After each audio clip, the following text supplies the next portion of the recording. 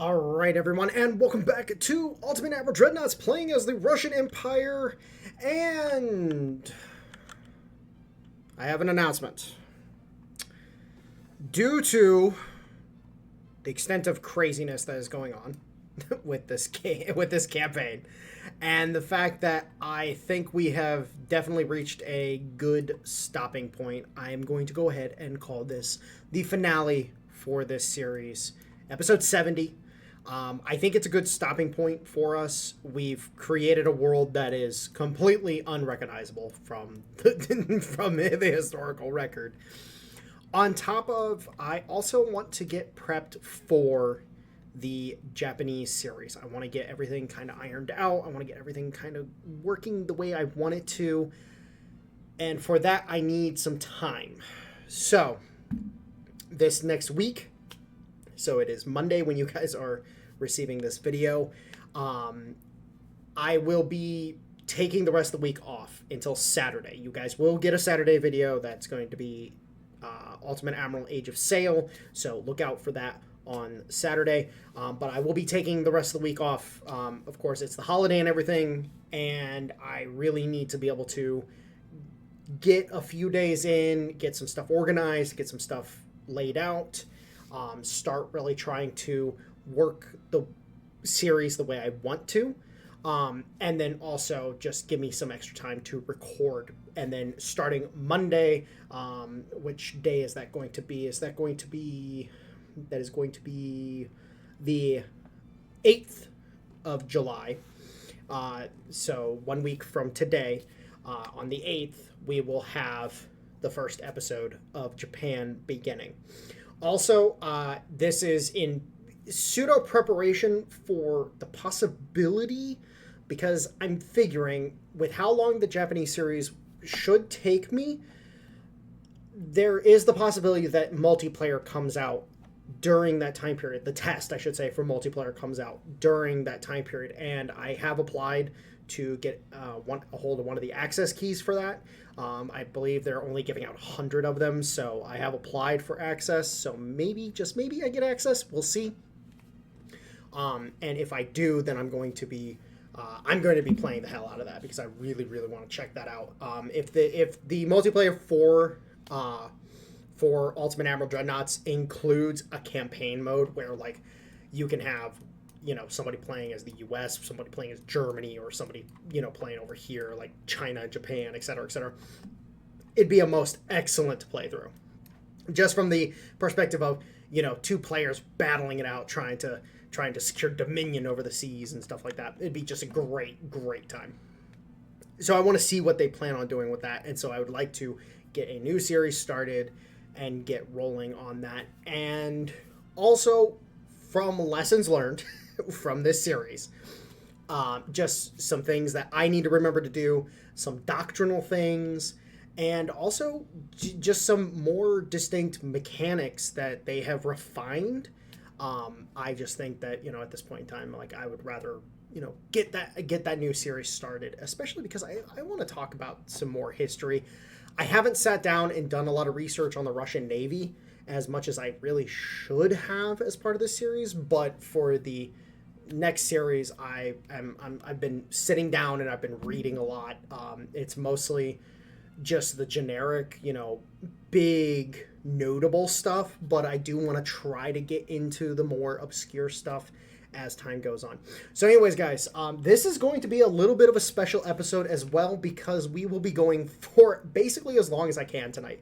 I'm starting to record at 7:24 on Saturday before the upload, and we're just gonna go until basically I feel like I need to get off so I can go to bed, because I do have work tomorrow. So with that being said, let's go ahead and get ourselves into this. We are going to wipe out the Japanese in this video. The Japanese will die in this video. They don't get to live. And then we're also going to try to see if we can take out the Americans. I don't really favor our odds, given the American superiority when it comes to their battleship for some freaking reason. Their battleships are just ridiculous. They have gratuitous amounts of guns. They have grotesque freaking accuracy for no freaking reason. We've already lost 2 Ertz-class battle cruisers against them. I really don't understand it, but it is what it is. And we're blockading the Japanese now because we finally... wait a minute. How were we not blockading them initially? Actually, that's kind of weird. I'm actually kind of confused by that. How were we not blockading them before when they only had a few provinces left and we had so many forces in their region? Like, is this considered a home port even though it shouldn't be? Interesting. Okay, weird. Weird. So we do have the all or nothing scheme. Of course, we researched that in this video.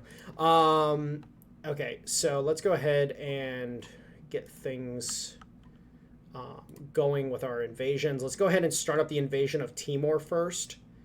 Oh, we can't. We actually can't. We do not have... Oh, we have extra forces on the way. Okay, so this officially gives us enough tonnage to invade Timor. So we'll be able to start that up here in a couple turns. But we'll start up the invasion of Kyushu and see if we can take that. And then fleet-wise, we're still building a bunch of stuff. The 2 St. Petersburgs are about to finish in Port Arthur, so we'll be able to add those to the invasion of Kyushu. And we are spending a crap ton of money right now.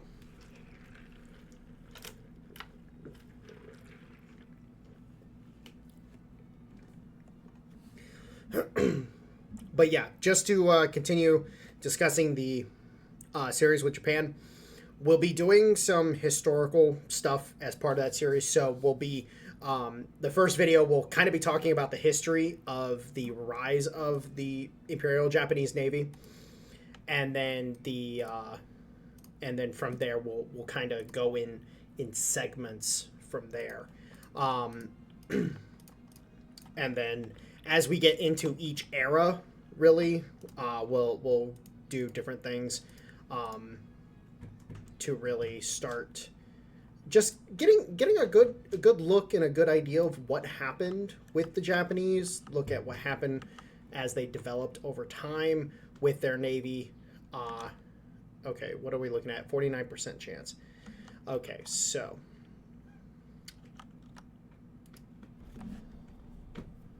now my hope is,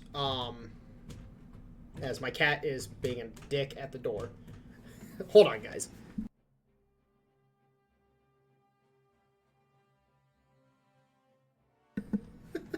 The cat wants to come in, but it's like, no, not when I'm recording. I don't need you jumping up on my desk and messing me up. I learned my lesson. You're not allowed in when I'm recording. Come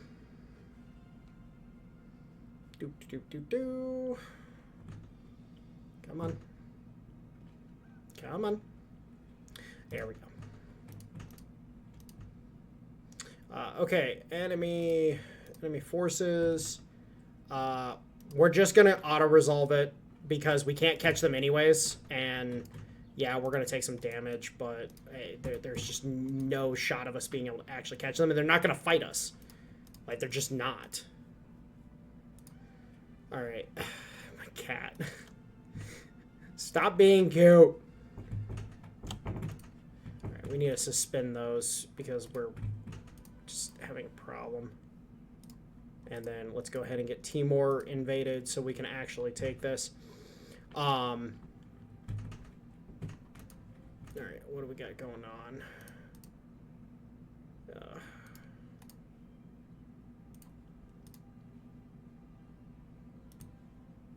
Let's go ahead and actually get in here.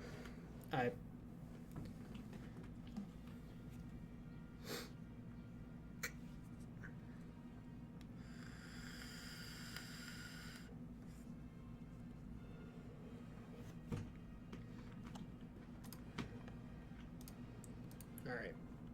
Let's go ahead and send the Grom out hunting.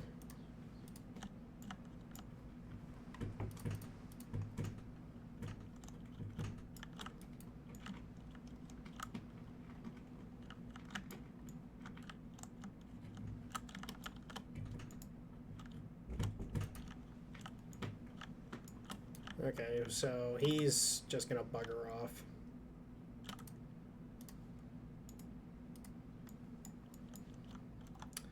Of course, as soon as I come into the battle, he doesn't actually want to fight. Douchebag. Is what it is, unfortunately. Very good looking ship. Very good looking ship. Alright, hold on, guys.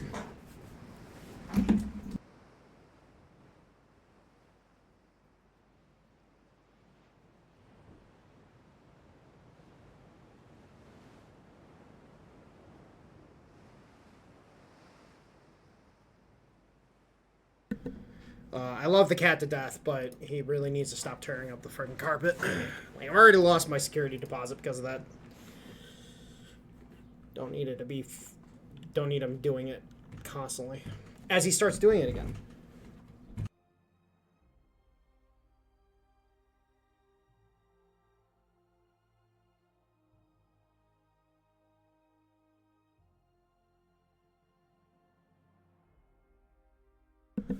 Alright. Again, I love him to death, but jeez. It's like, come on, dude. Like, I'm trying to do something. Like, I'm really just trying to get this done. He's such a lovable bastard, too. Like, everybody who encounters him is like, oh my god, he's so adorable, and then he tries to eat them.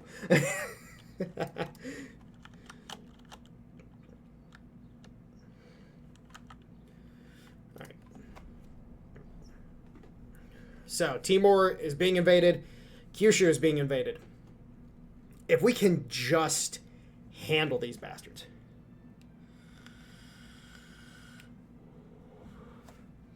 As my girlfriend's texting me.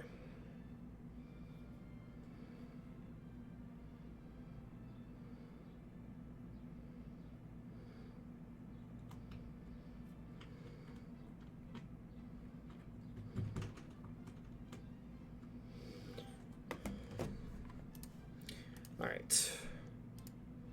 Oh my lord. What the fuck is that? What the shit, dude? It has a max displacement of 110,000. Oh my god. Oh my lord. What is that?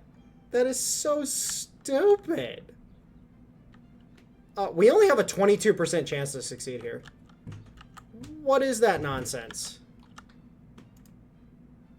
What is that nonsense?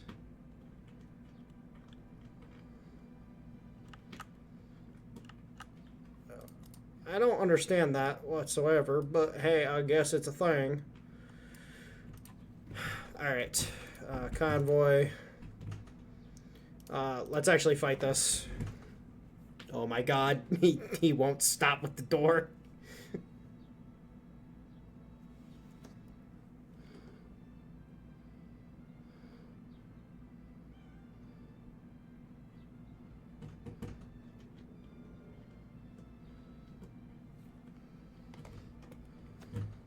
Bruh.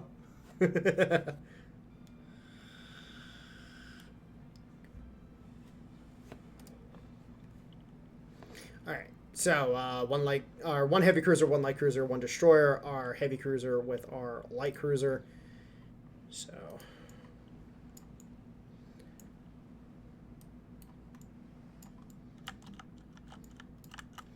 alright, let's send out the light cruiser to seek and destroy. We'll keep the heavy cruiser near.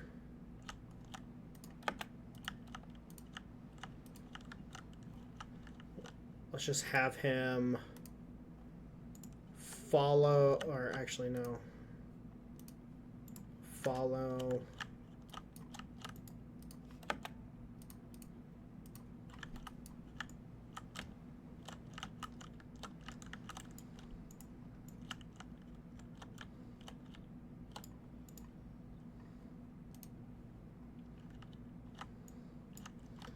Let's make for sure contact with the enemy before we really commit the heavy cruiser.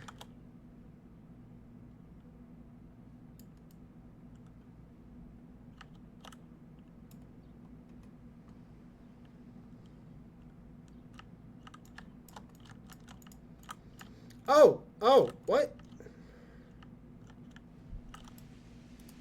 I'm very confused by this.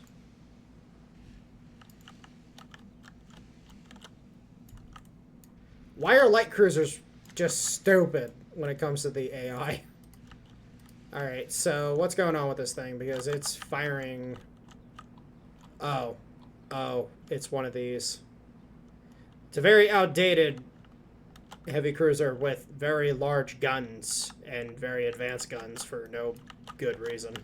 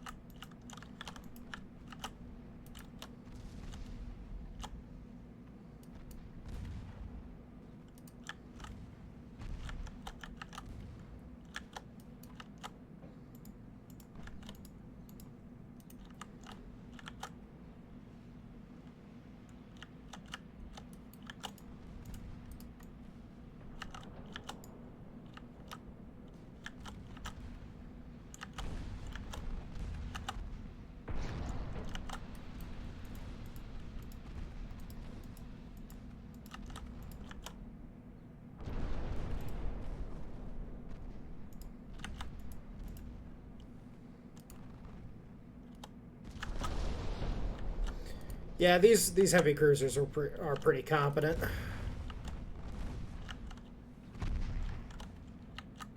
I think the Dmitry Donskoy was definitely a bit of a overkill cruiser. I think I can't remember the name of these ones.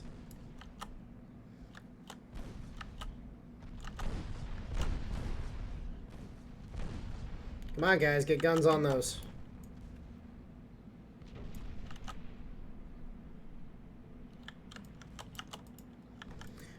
And one of the lessons I've actually learned, because I actually did some deep dive research to try to actually figure this out. There is definitely such a thing as too many guns on these smaller ships like the cruisers. It's definitely viable not to include so many guns on the cruisers, just from the sake of accuracy. You definitely get more accuracy out of your guns. So we're gonna send this guy up here. Boo. Alright, we're gonna send the heavy cruiser to deal with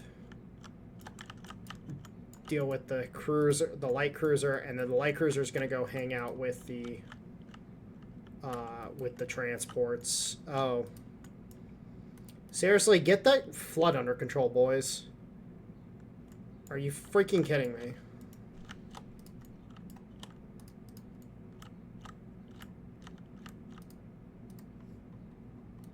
Are you bloody kidding me? That's so annoying.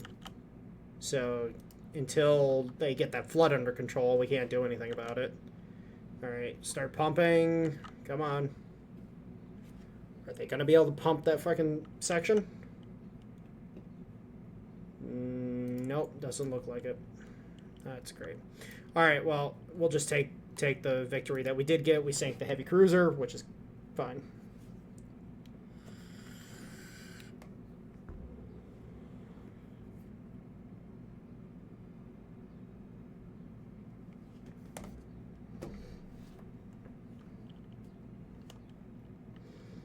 Alright.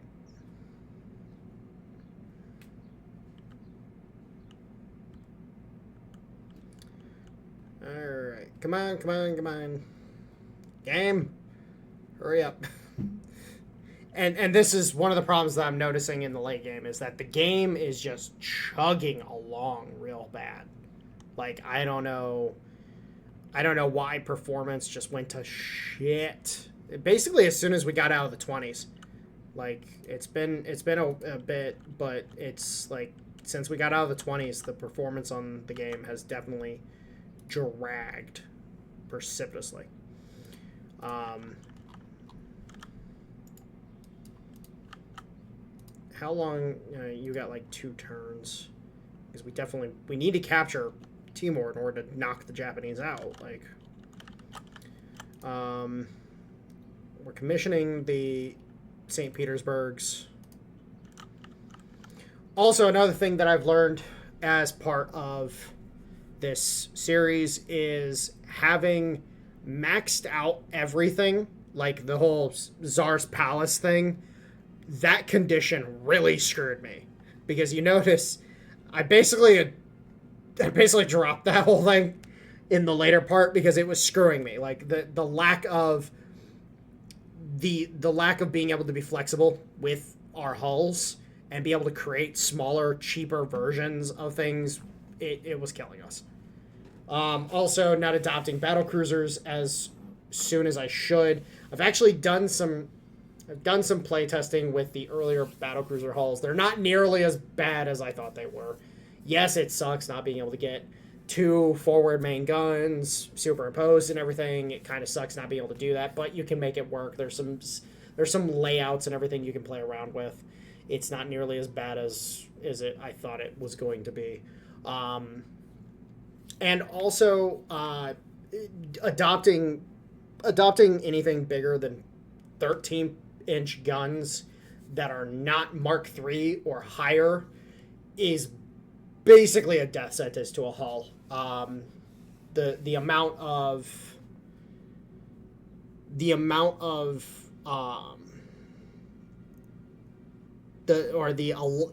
inherent lack of DPS on those larger guns, if they are inaccurate, it's a terrible time.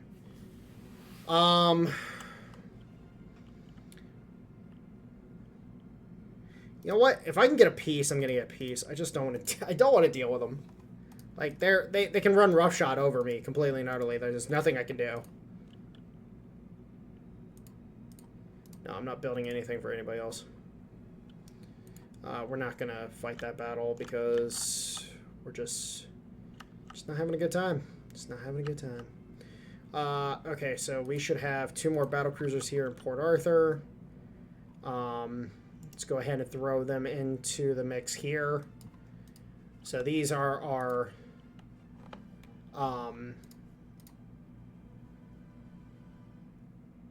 the St. Petersburg class, which, if we come here to the St. Petersburgs, 12-inch heavy cruisers, basically a small Alaska, really.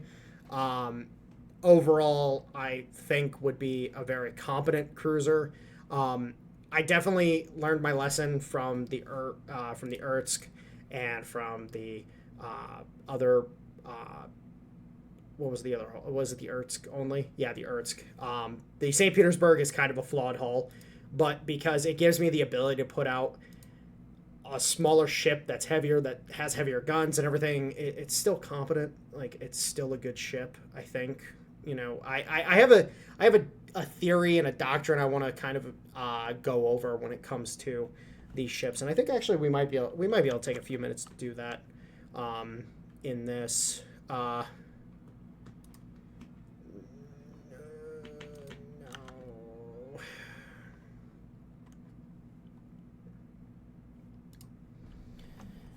We need this other battleship to come back in.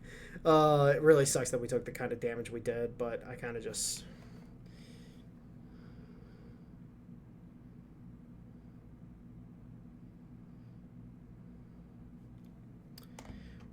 We needed more ships. And that's also another doctrinal thing that I kind of realized was kind of a massive flaw. Not kind of, but really a massive flaw in my mindset when it came to developing my fleet over time, is not keeping around enough to really take me forward.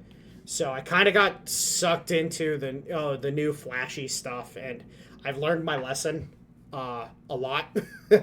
I've learned my lesson. I will not be doing that anymore. It will be I would be very methodical and very, very, very, very, very uptight about getting rid of hulls from now on.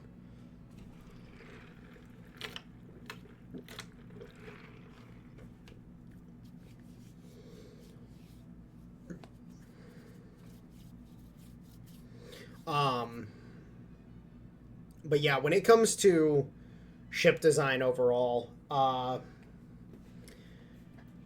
think going Russian tank design is actually the best bet. So having a few really hyperly advanced ships while having a bunch of just good enough ships, very nice. And for shits and gigs, let's just take this. Can we get it? Yeah, we can get it. we took something off of them. That's awesome. I'm just gonna auto resolve that because they really can't go anywhere. Withdraw, auto resolve. Fucking destroyers doing shit. Yeah, we failed to capture Timor, of course.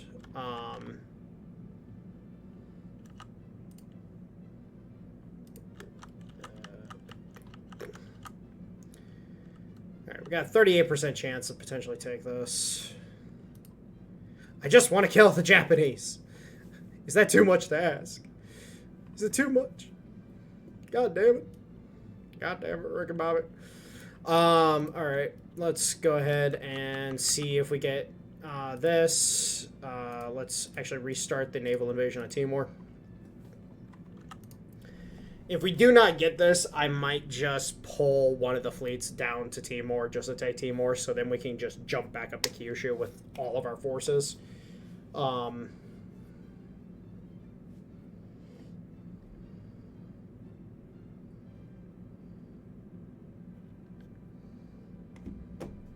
Wait, did we get it?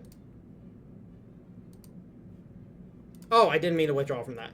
Holy shit, we got it. Oh, get fucked, Japan. Totally wasn't just suffering and hating my life for a little bit there. Totally wasn't, you know, a problem. Oh, man. Oh, man. What can I say? What can I say? When you're just suffering, you're just suffering. Alright, so yeah, we'll just throw these guys down here. We'll take this last thing, and we'll try to figure out what else to do. We you know, might do a little something. Who knows? Alright, real quick, let's actually talk about this. So in this case here, so we have the Nyrock, which the Nyrock itself is a perfectly competent design. The problem is it's expensive. Let's, you know, and this can be said about a lot of our ships, is unfortunately a lot of our ships are very expensive. And I think cutting down on that expense is going to be very, very important for anybody who's playing this game. If you're a new player coming in and playing this game, learning how to cut your expenses is going to be really freaking important. So if, like, for example, we look at the modernized Dreadnought 2, I bet you, yeah, this hull is incredibly cheap. Like, if we jump back to this, you know, it's almost double the price for the modern Battleship 1. The modernized Dreadnought 1, yeah, it's even cheaper than the 2. Yeah, it's not as heavy, but you can still max this out. Like, let's max this out real quick. 242K or 242, yeah, and then 331 modern battleship.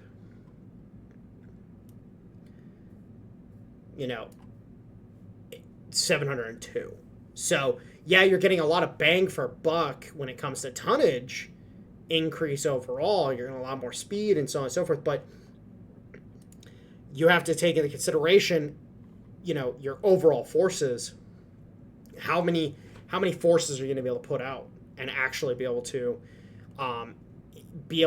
influence the battlefield? And it's going to be really freaking important.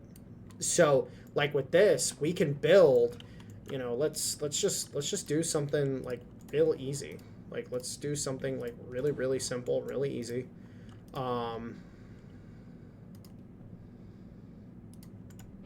You know, these funnel complexes, they're gonna have guns on them. So let's see if we can kind of set this up so it's centered real good.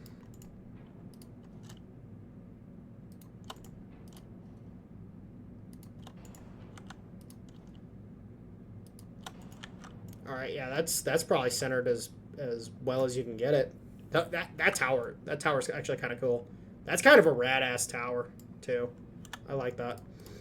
But then, you know, let's go. Let's do enlarged barbette.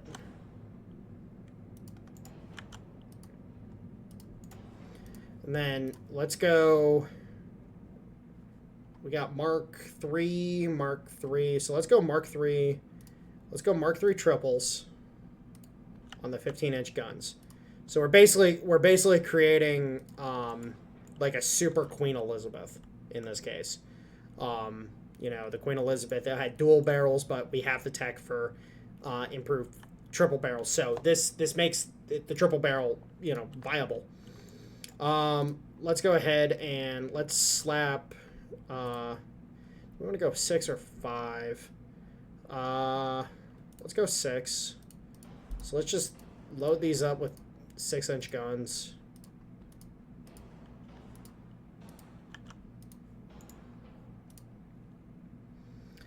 Then, is there any smaller points? Okay, no. And then let's go ahead and do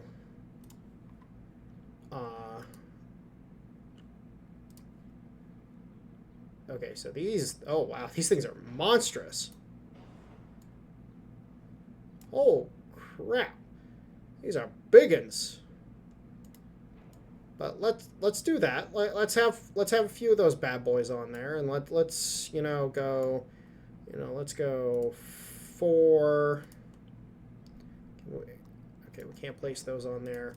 How small can we, or how big can we place on these? Guessing it's limited to 2s. Huh, I would think. Okay, it's limited to the number of barrels we can place. So we can't put quad barrels, but we can put triple barrels on these things. So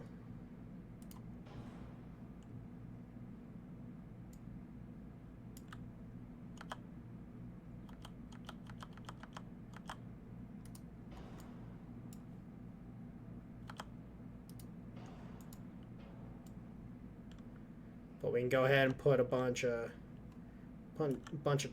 triple barrel 2-inchers on there. We can go ahead and throw on some,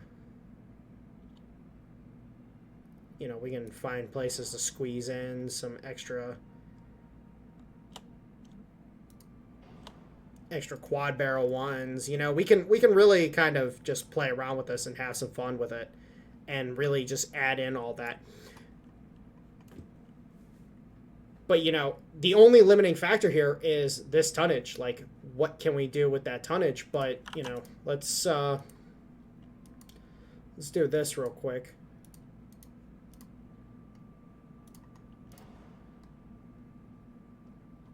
And let's try to keep it under a certain point. Go. You know, we'll go Electro Hydra 1. We'll max out the armor on it.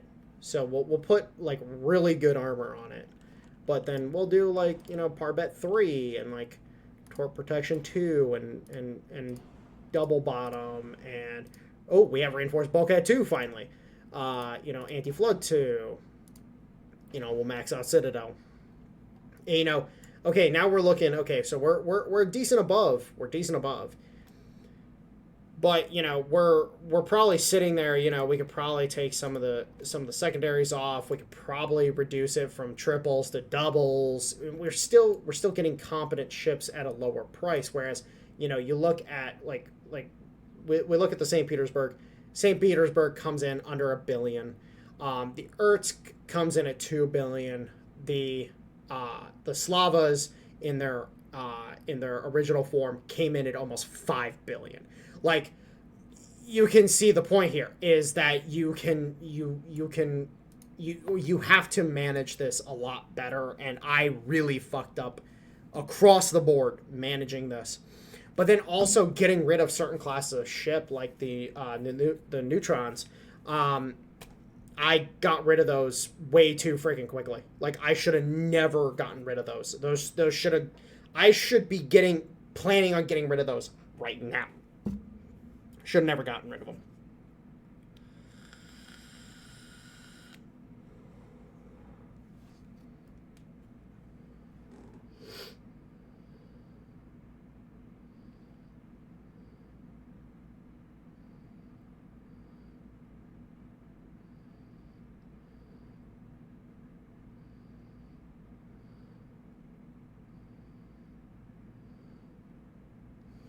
Sorry, girlfriend's sick right now, so I'm talking to her. But yeah, no, it's and like, we can look at this real quick. The Gleb itself is almost as expensive as the St. Petersburg, but the Gleb kind of fits a different role. It's meant to be kind of like a fast attack, like heavy attack ship, whereas the St. Petersburg is kind of just a really nice commerce raider. Like, it's a nice little ship that can just go out and just fuck shit up, and the enemy has to actually contend with it with actual forces because oh, hey, by the way, let's scroll down here real quick. Where's armor? Oh, it's got a decent freaking belt. Is it the best belt? No, but it's a decent enough belt that heavy cruisers are not going to be able to contend with this. And, oh, by the way, it's shooting at them with 12-inch guns. It's going to obliterate any fucking heavy cruiser that comes against it. You're going to have to use a proper battleship or another battle cruiser, and which, by the way, the St. Petersburg can kill battle cruisers. So, yeah, definitely a lot of missed opportunities with certain aspects of our fleet. And I learned my lesson. I need to think these things out much, much more thoroughly. And I think that's going to be really nice about the Japan series is we're going to be able to sit down and really hyperly analyze a lot of the design concepts and talk about some of the classes of ships and like some of the one-offs and whatnot. One of my favorite examples of Japanese doctrine was their early ship design, because most of the ships weren't designed by the Japanese. They were designed by the Brits, and no, fuck off.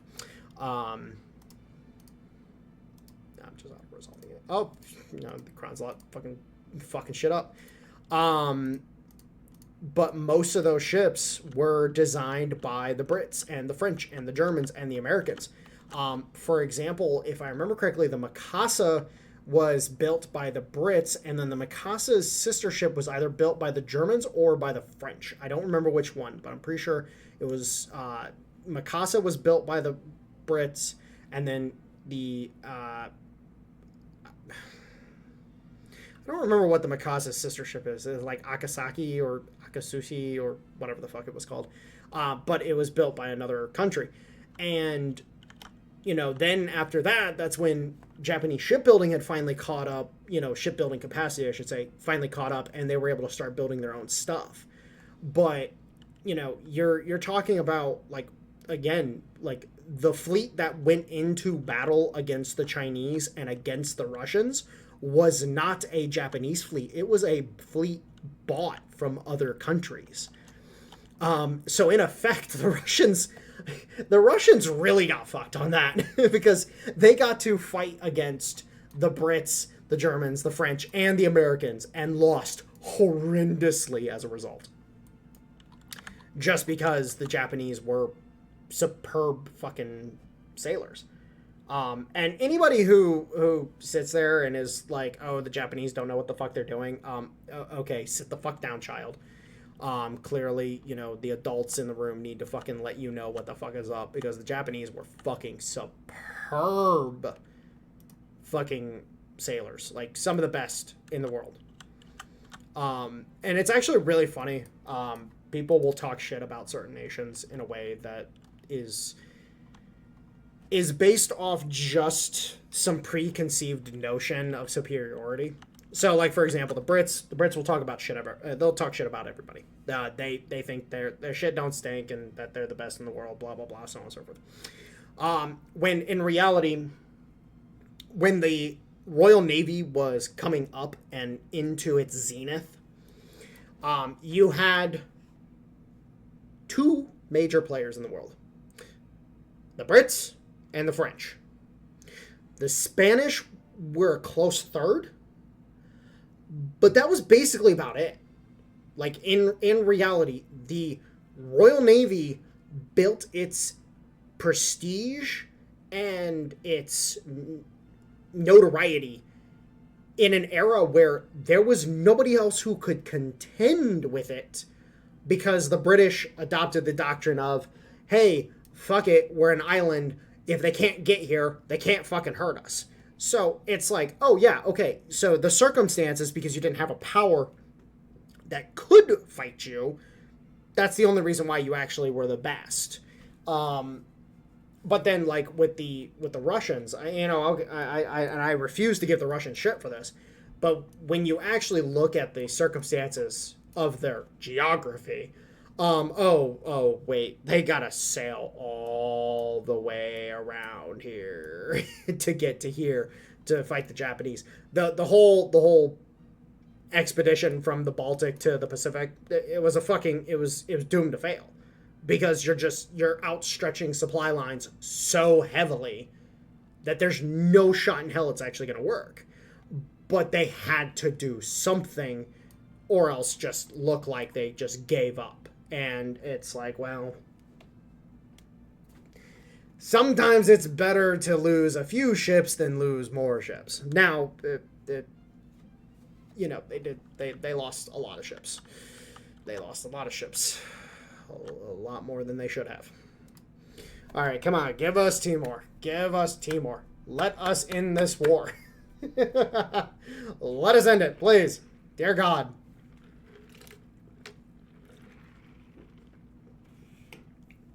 I really just want to tie this whole series up in a real nice bow.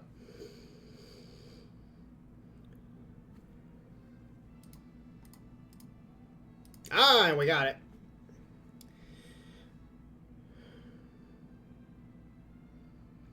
And ladies and gentlemen, February 1935, the Japanese Empire has ceased to exist. Just confirming. Yeah, I don't see any other islands of theirs. I don't see anything else. Yeah, piecing out the Americans was the right move there. Wait, are the Americans fighting? Oh, fuck. Oh, fuck. The Americans and the Brits are fighting. The Americans and the fucking Brits are fighting. Oh, Jesus Christ. Okay. I guess that's a war. Fuck. Okay. I see you. Yeah, the Japanese are done. They do not have a home population anymore. They're just done. And let's go ahead and we need to start. Yeah. Well, the first thing we need to do is we need to put people back in ports. We need to assess what the hell we're doing. There's so much going on.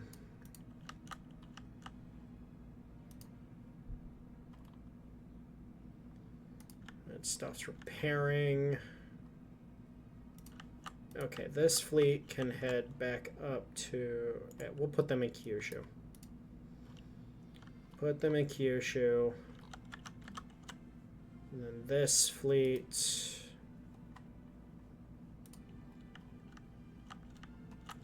needs to come to Odessa. And this fleet needs to come back to Kronstadt. Very expensive, but you know what? We will do it because we have to. Let's actually unsuspend this.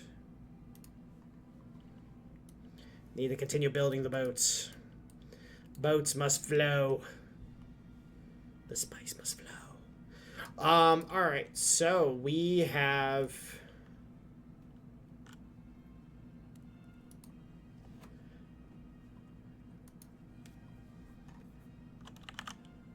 Let's go ahead and run the turn real quick.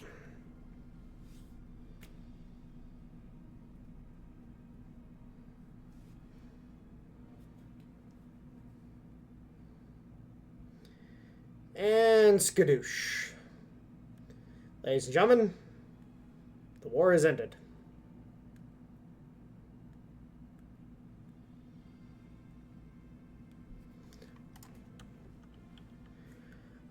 No. Fuck off. Belarus.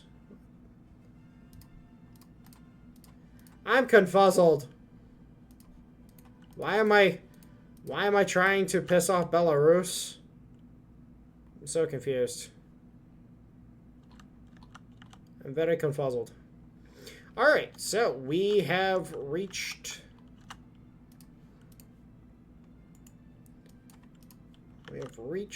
the close point of that conflict. Let's go ahead and make sure everybody's put back away.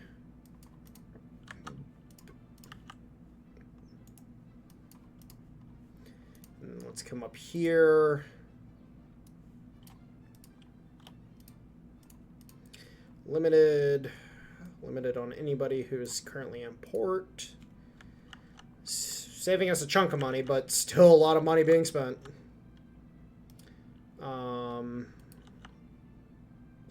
Send this guy up to Bangkok. Bangkok. And then you guys can come over here to Kyushu. Thank you. All right.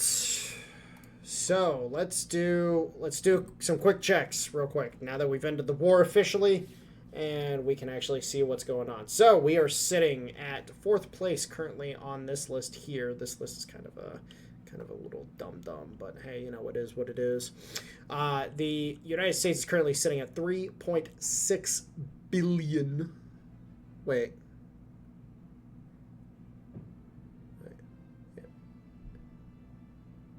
No.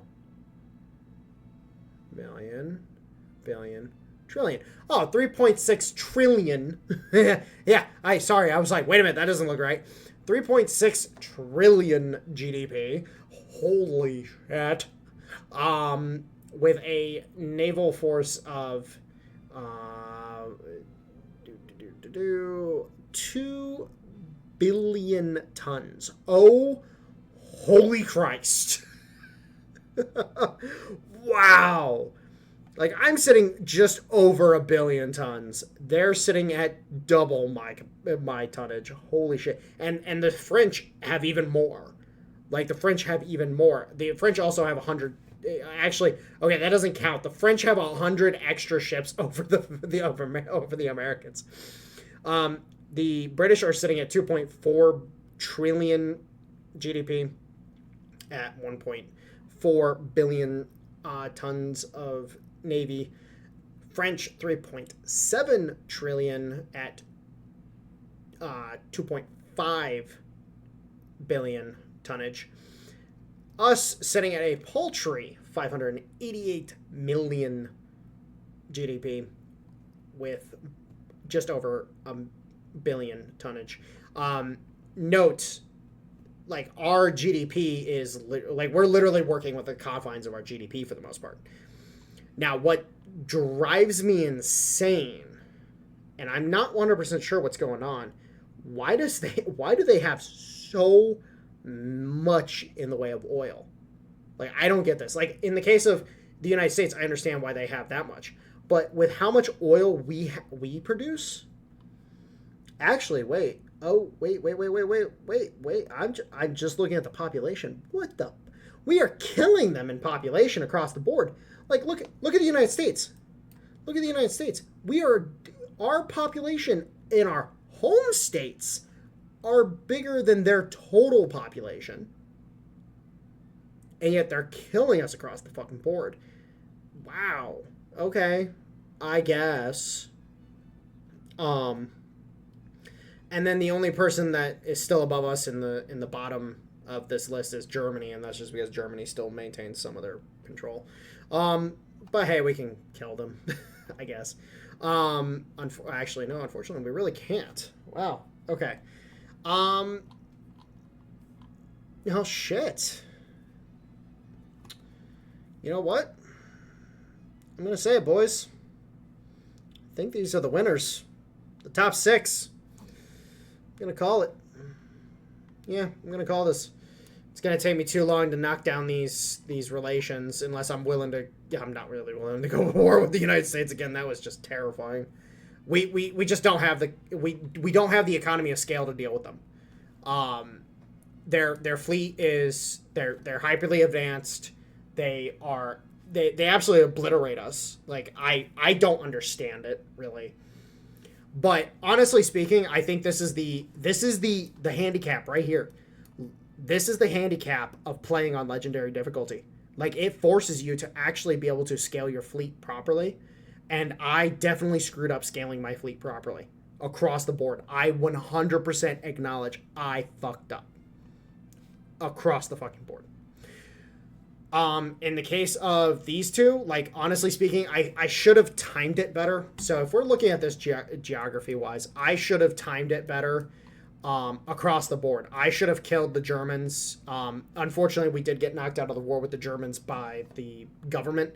Our government pieced out. We did not piece out. Our government did, so we just never revisited this.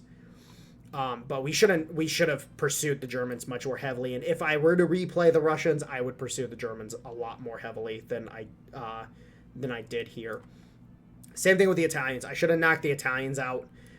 If I had taken the Italians, this would have given me a lot of room to play with in the Mediterranean, and it would have given me an opportunity to more attack the French. Across the board, I should have focused the mainland Europe more than focusing here in China and Japan. I think that was my biggest failure in this campaign. I should have focused on taking, like, the Spanish holdings and the German holdings and the French holdings. I should have taken all those, but China and Japan, I think I should have tried to focus more as allies than I did. As you guys saw, on honestly speaking, us taking the territory we did from China was a bit of an opportunistic land grab. It was like, oh, China's going down. We might as well get a piece of this before we lose out on it. We should have focused more on less on this area and more in Europe itself. That's definitely what we should have done. And then with that in mind, it would have opened this up to being a much, much bigger, more prominent, and much more satisfying showdown. Because currently, the AI, I will fully admit, if I go to war against the American AI in this game, as in this playthrough, right now, with the forces I have, it will win. Period. End of story. It will kick my ass, and there's just nothing I can do about it because I just don't have the scale of force. I don't have the economy of scale. I don't have the force of scale. I just don't have the capability to fight the USA in this game.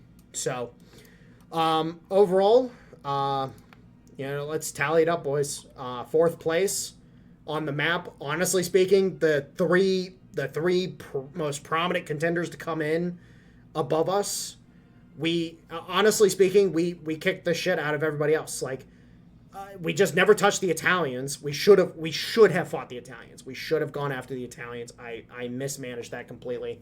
In the case of the Germans, they should have been the first one we killed. Well, actually, no.